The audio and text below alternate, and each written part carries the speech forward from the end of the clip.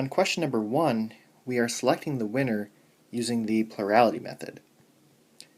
So let's first tally up all the votes.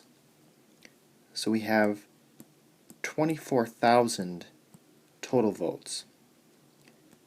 Now if we look at Aisha, she has 7,500 first place votes from this column and 4,500 first place votes from that column.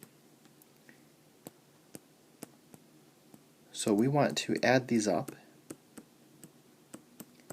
and get 12,000 first place votes,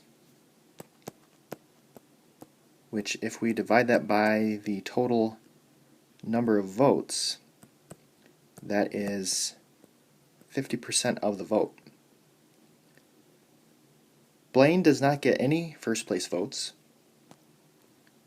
so that's 0 and 0%.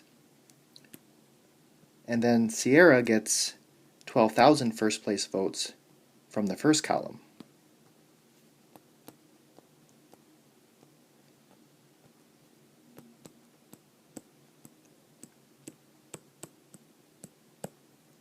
So that is 50%. So there's actually not a winner. It's a tie between Aisha and Sierra.